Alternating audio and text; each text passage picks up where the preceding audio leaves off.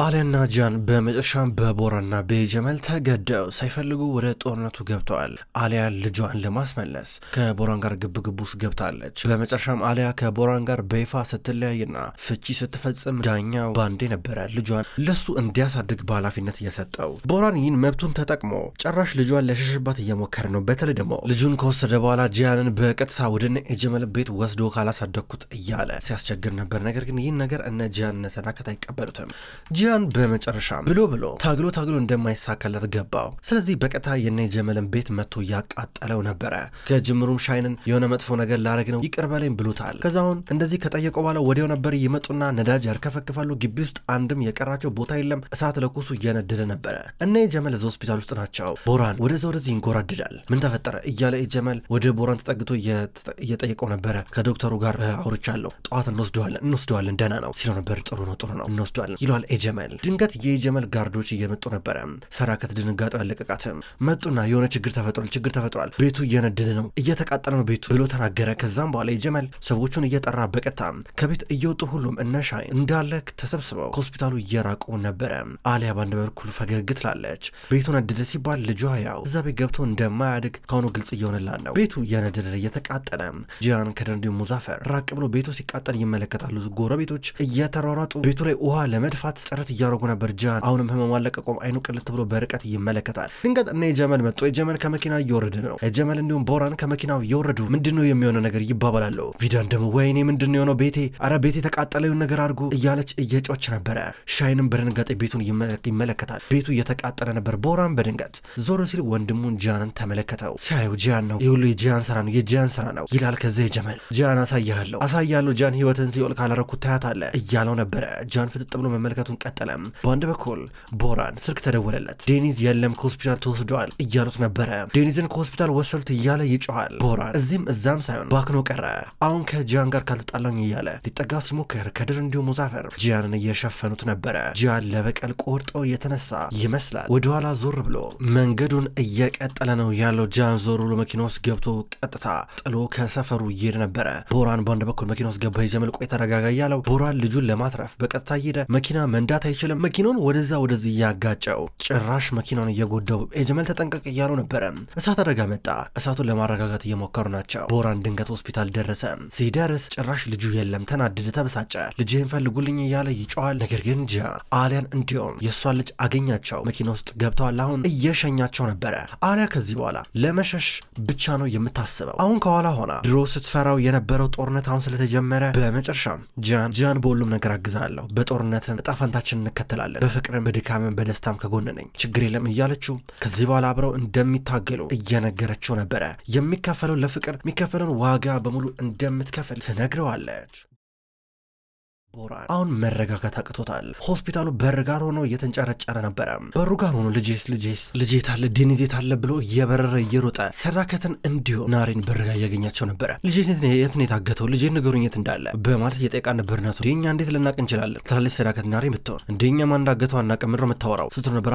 አትዋሹ ጂያን አልቦራ ልጄን አግቶታል፣ ኦፊሰር እየሰማ ነው እያለ አንደኛውን ፖሊስ እየጠየቀው ነበረ። እያንዳንዱን ሆስፒታሉ ሲካሄድ የነበረውን የካሜራ እንቅስቃሴ ቅጂ ተመልክተናል። ይሄ ሲሆን ምንም ነገር አይታየም በማለት ፖሊሱ ተናገረ። ይሄ ከኛ ከእውቅና ውጪ ነው፣ ምንም ነገር አልሆነም በማለት ይነግሩታል። አይደለም ይሄ የጂያን እቅድ ነው፣ ጂያን ነው ልጄ እንዲታገት ያደረገው፣ ባካቸውን ነገር አድርጎ በማለት እየጠየቀ ነበረ።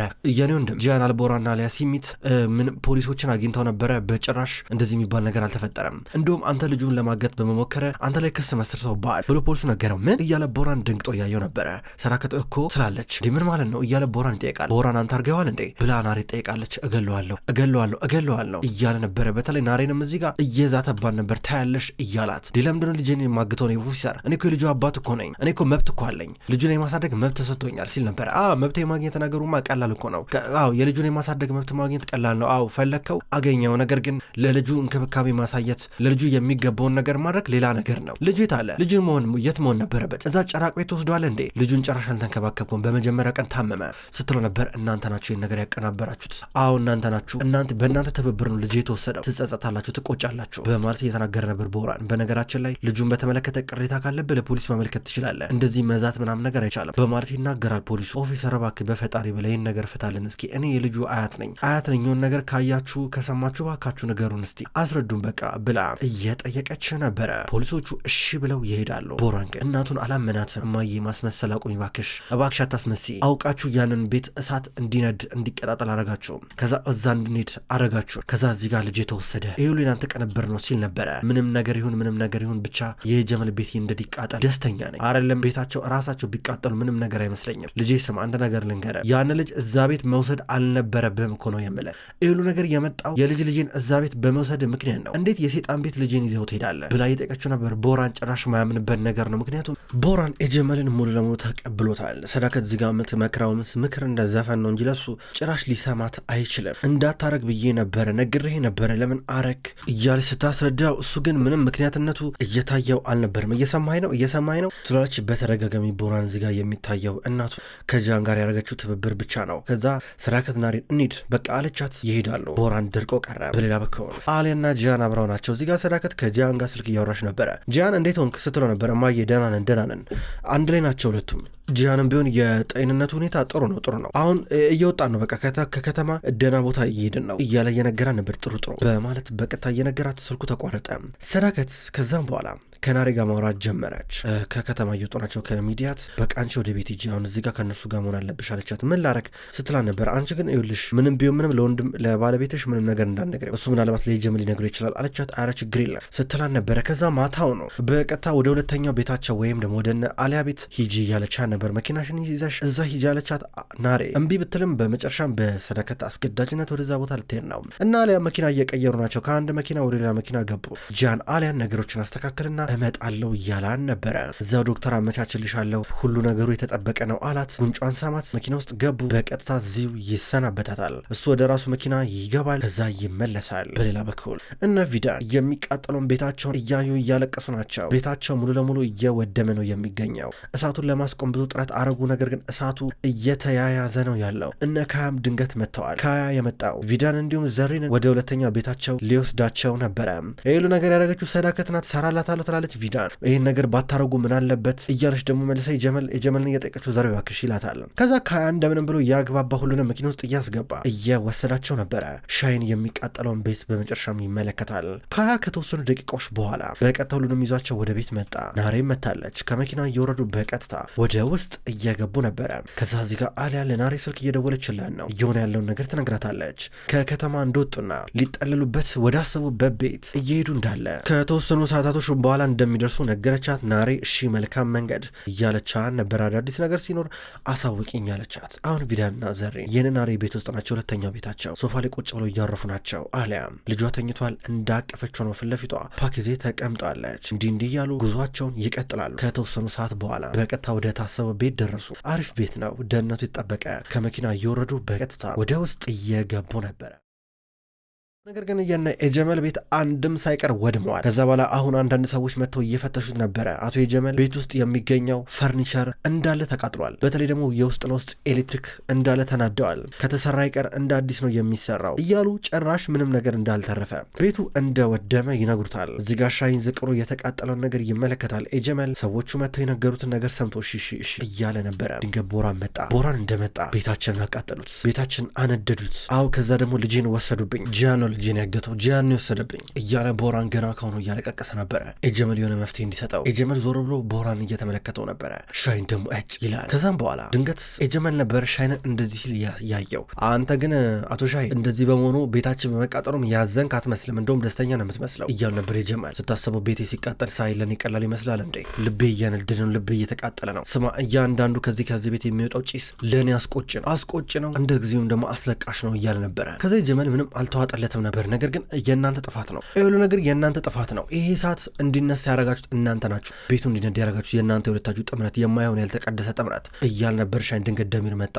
ፈጣሪ ሆይ እኔ በፈጣሪ ስም እምላለው እነዚህ ሰዎች አይደሉ፣ አውሬ ናቸው። አባቴ ጀመል ምን እየሆነ ነው ያለው? የተፈጠረው ነገር በእውነት አሳዝኖኛል እያል ነበር ደሚር። እንዲህ ያለ ነገር ሲያጋግል ከዛ ጀመል ደግሞ ደሚርን አየውና አመሰግናለሁ ልጅ አመሰግናለሁ ሲለው ነበረ። ይሄን ነገር ከእናንተ ጋር እኩል ሆኜ ጃንን መበቀል እፈልጋለሁ። መበቀል አስባለሁ። የጀመል በምን ላግዘ የጠላት የጠላት ወዳጅ ነው የሚባል አባባል አለ እያለ ደሚር መናገር ጀመረ። ድንገት የእሱ አባት መጣና ይሄ የጠላት ምናምን የሚባል ነገር ራሱ የለው፣ በቃ አንድ ላይ ተባብረን እነዚህን ሰዎች እንነቅላቸዋለን። ይሄ ነው እውነታው። ደሚር ምን እያልክ ነው ያለው? በቃ አንድ ላይ ሆነን ጃን ማጥፋት አለብን። ጀመል የኔ ሰዎች ካንተ ጋር ናቸው እሺ እያለ ነበረ። ጀመል ደስ አለው። ስለዚህ አሁን አንድ ላይ ሄደን የአልቦራን ቤተሰብ እንበታትነዋለን፣ እንተኩስባቸዋለን፣ ቤታቸውን ጭንቅላታቸው ላይ እናፈርሰዋለን ይላል ጀመል። ስለዚህ ሄደው ሊተኩሱ ናቸው፣ ሄደው የአልቦራን ቤት ሊበታትኑት ናቸው። ከዛ በኋላ ሻይን እዚህ ጋር ቦራን ተጠንቀቅ፣ ይኸውልህ ስማኝ፣ ያረክ ያለው ነገር ትክክል አይደለም፣ ብትረጋጋ ጥሩ ነው እባክህ። ያ ልጅ ለእናቱ ተውለት፣ በቃ ይቅርብ። ጃንና አሊያ ይፋቀራሉ፣ ይወድዳሉ፣ ይሄን አምነ ኑር እያለው ነበረ። ቦራን አላምንም እያለ ነበረ። ተወንድማማቾች ነን፣ እኔ ለሰማ እየመከርኩኝ ነው፣ በንጹህ ወንድም ልብ እየመከርኩ ነው። ታውቃለህ አብሮ አደጎች ነን፣ እኔ ለአንተ ጥሩ ነገር ነው የምመኘው። አባቴ ታውቃለህ ምን ክፉ ሰው እንደሆነ፣ አንተ ልጁ ስለሆንክ አይደለም፣ እንደዛ እንዳይመስልህ፣ እሱ ያገኘውን ሰው በሙሉ ይጠቀማል ሲለው ነበር። አንተ ዝም በል እባክህ እያለ ጀመል እዚህ ጋር ይናገራል። ስነ ስርዓትን ያዝ ብሎ እየተቆጣው ነበረ። ውሸታም ክብረ ቢስ አቱን እያለው ነበረ። ከዛ በኋላ ሻይን ምንም ማድረግ አልቻለም ከዚህ በላይ። ቦራንን አለው መከረው። ነገር ግን ቦራን ምንም የሚሰማ ሰው አይደለም። አንተ ግን ቀበዝበዝ ጅል ሰው ነህ እያለ ጀመል እንኳን እዚህ ጋር ሻይንን እየተቆጣውና እየተረበው ነበረ። ሻይን ደግሞ እንግዲህ ነግሬ ያለው እንግዲህ ይሄ ሰው ህሊና የለው፣ ለዚህ ሰው እንደዚህ አጎብዳጅ መሆነ በጣም ያሳዝናል እያለ እኔ ከዚህ ጉዳይ ጋር ልተባበርም ብሎ ጥሏቸው ይመጣል። የመጣው ወደ ጃን ቤት ነበረ። ወደ ትልቁ ቤት መጣ።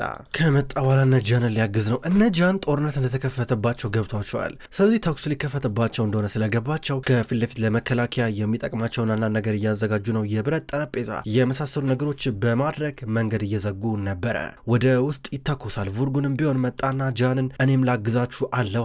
እዛ ቡርጉን ሽጉጥ ተሰጠው። አስፈላጊው ሽጉጥ ጥይቶች እየተሰጣቸው ሻይንም ከመጣ በኋላ አባዬ ጦርነት ከፍቶባቸዋል። ጃን ደግሞ ብቻውን አይደለም ታውቃለህ አይደለ? ደሚርም ነዲምም አለ፣ አብረው ተጣምረው ነው ይህን ጦርነት የሚከፍቱባቸው ብሎ ነገሩ። ይገባኛል እንከላከላለን ሲሉ ነበረ። ከዛ ሰዳከት ያልገባት ነገር ይሄ ሰው ከኛ ጋር ሆኖ አባቱ ላይ ጥቃት ሊፈጽም ነው እንዴ ብላ ጠየቀች። ምን ችግር ያለው ቦራን ያንቺ ልጅ እኛ መጥቶ ሊያጠቃ እንዴ? ከጠላቶች ጋር ሆኖ ሊተኩስብና እንዴ? እማዬ በነገራችን ላይ አንቺ እዚህ መሆን የለበሽም ምን ያበረኒት እያለ ነበር። ኧረ እባክህ ቤቴ በእነዚህ እባቦችና በእነዚህ መርዛሞች ጊንጦች ተከቦ ስታስበው ቤቴን ትቼ ለእነሱ የሚሄድ ይመስላል? እኔም ቦር እታገላለሁ፣ ደሜን ጠብ አድርጌ ዋጋ ከፍላለሁ እያለች ነበረ። አስፈላጊው ነገር በሙሉ ይሆናል እያለች ነው። ስለዚህ ተለቅ ያለ መሳሪያ እየተሰጣ ነው። እዚህ ጋር ጃንና ሻይን በጀርባ በር አድርገው እየወጡ ናቸው። በሌላ በኩል አሊያ እስካሁን ድረስ እሷ ጋር ሁሉም ነገር ሰላም ነው። ልጇ ተኝቷል። ድንገት ጃን ደውለላት። ልታናገረው ስልክ ወጣች። ጃን እያለችው ነበረ።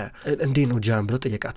ደህና ነው ተኝቷል፣ እየተሻለው ነው ጃን። ነገሮች ግን እንዴት ናቸው? በእናትህ እኔ በጣም አስጨንቆኛል ያንተ ነገር፣ በተለይ ነገሮችን እንዴት እየሆኑልህ ነው ብላ ጠየቀችው። ደህና ነን፣ ምንም አትፍሪ፣ ነገሮችን በሚሆነው መንገድ እያደረግኩኝ ነው። ጥሩ የሚባል ደረጃ ላይ ያለ ነው፣ ምንም መፍራት አያስፈልግም፣ በቅርብ ቀን ደግሞ እናሸንፋለን እያላን ነበረ። አውቃለሁ ነገር ግን እዚህ መተህ እስከምንገናኝ ናፍቄያለሁ አለችው። እመጣለሁ እያላ ነበረ። ከዛ ጃኬቷን አውልቃ ወደ ውስጥ እየገባች ከልጇ አጠገብ እየሆነች ነበረ። ና ምግብ እንብላ አለችው። የታለ ጃን አባዬ ብሎ እየጠየቃን ነበር። ይመጣል እያለችው ነበረ። አቅፋ ተባብለዋለች። አሁን እነ ሰዳከት ቤት በር ጋር የአልቦራ ቤተሰብ በር ጋር ሁለት መኪኖች በሩን ዘግተውታል። እንዲሁም ደግሞ 4 እስከ 5 የሚጠጉ ወንዶች ታጥቀው በር ጋር ቆመዋል። በሩን እየጠበቁ ነበረ። ነገር ግን የጀመል ሰዎች፣ የደሚር ሰዎች፣ የነዲም ሰዎች ቀስ እያሉ እየተሽለኮለው እየቀረቡ ነበረ። በርቀት ነገር የሚከታተሉት የጀመል ቦራን እንዲሁም ነዲምና ደሚር ናቸው። አባትና ልጅ ከጀርባ፣ አባትና ልጅ ከፊት ለፊት ቆመዋል። የጀመል የእነዚህ ሰዎች ስብስቦች አንድ ላይ ሆነው ቀስ እያሉ በውስጥ ለውስጥ እየቀረቡ ነበረ። ቦራን ቤተሰቡን ሊያስጠቃ ነው። ከዛም በኋላ ወደ ውስጥ በደንብ ከተጠጉ በኋላ በአንድ በኩል ደግሞ እነ ሰዳከት ነገሮችን በሙሉ ተዘጋጅተው ጨርሰዋል። ዝግጅታቸው ተጠናቋል። ታጥቀዋል። እነሱም አድፍጠው አነጣጥረው እየጠበቁ ነበረ። በደንብ በንቃት ተከታተሉ ብሎ ከያ ትእዛዝ እየሰጠ ነው። በሌላ በኩል ደግሞ ጃንና ሻይንም ቢሆነው ሌላ ተልዕኮ አላቸው። በዛሬው ዕለት የጀመልና የደሚር ንብረት ከወደብ የወረደበት ቀን ነበረ። በተለይ ደግሞ ደሚርና የጀመል በመሳሪያ ዝውውር በደንብ ስማቸው ይነሳል። አሁን መሳሪያ እያዘዋወሩ ነበር። ከካርጎ ገና መውረዱ መጋዘን እየተጫነ ነበረ። መጋዘን ውስጥ የነበረውንም ደግሞ ቀስ ብሎ እየወጡ ነበረ። ድንገት እነ ጃን ተኩስ ከፈቱባቸው። ጃንና የሱ ሰዎች መጥተው ከሻይን ጋር ሆኖ ተኩስ ከፈቱ። ይህም ቦታ ጥቃት እየፈጸሙበት ነበረ። የጀመልም ቢሆን ደግሞ እዚህ ጋር ትእዛዝ እየሰጠ አልቦራ ቤት ላይ ጥይት እንዲዘንብ እያደረገ ነበር። በጣም ብዙ ደቂቃዎች አልተተኳኩ። በተደጋጋሚ እየተተኮሰ ነበረ። በር ላይ የነበሩት ወንዶች አልቻሉም። 5 ወንዶች በአንድ በኩል ሻይንና ጃን ቢሆኑ እዚህ ጋር የጀመልን እንዲሁም የደሚር ሰዎች ቀስ በቀስ እየገደሏቸው እየመጡ ነበረ። በአንድ በኩል እዚህ ጋር እነ ጀመል ተሳክቶላቸው ቀስ ብለው በሩን ሊገነጥሉት ናቸው። ናቸው። በሩን መገንጠል ቻሉ። በሩ ሊከፈት ነው። በሩን በርግደው ቁልፉን ሰብረው ሲገቡ እየተተኮሰ ነበረ። ኤልጀመል ከመኪና ጀርባ ሆኖ ያያል። አልተዋችሁም ጨርሳችኋል ይላል። ቦራንም ቢሆን እንዲህ እናቱ ላይ ወንድሙ ላይ የእሱ ቤተሰቦች ላይ ሲተኮስባቸው ከነ ኤልጀመል ጋር ተደብቆ እያየ ነበረ። የነ ጂያን በር ላይ የነበሩት ተኳሾች አንድ ባንድ እየወደቁ ናቸው። እነ ጂያን ደግሞ ሌላ ተልእኮ ላይ ናቸው። እዚህ ጋር ለደቂቆች ያህል ሲተኩሱ ነበረ። የጀመል እንዲሁም የደሚር ሰዎች በቃ እንሂድ ተባብሎ ይሄዳሉ። ይህን ጊዜ ጂያን ከሰዎቹ ጋር ይመጣና ነዳጅ እያርከፈከፈ ነበረ መጋዘኑን ሊያቃጥለው። ድንገት አንደኛው ጠባቂ ለጀመል ደወለለት። የጀመል እዚህ ጋር በንቃት እየተከታተለ ነበረ። እነ ሰዳከት ላይ ሲተኮስባቸው የእነሱን መጨናነቅ አይቶ ሲስቅ ነበር። ድንገት ተደውሎ ተነገረው መጋዘኑ ተቃጠለ እኮ ሲሉ ደነገጠ። ደንግጦ እነ ደሚርን እንሂድ እያላቸው ተጣርፈው ከቦታው ሲሸሹ ጂያን ባንድ በኩል መጋዘኑን አቃጥሎ ከቦታው ዞር እያለ ነበረ። ሰዳከት እነ ጀመል ሲሸሹ እያየች አው ሽሽ ፈሪ ነህ አንተ እያለች ስትሰድበው ከዛም ስተኩስበት ነበረ።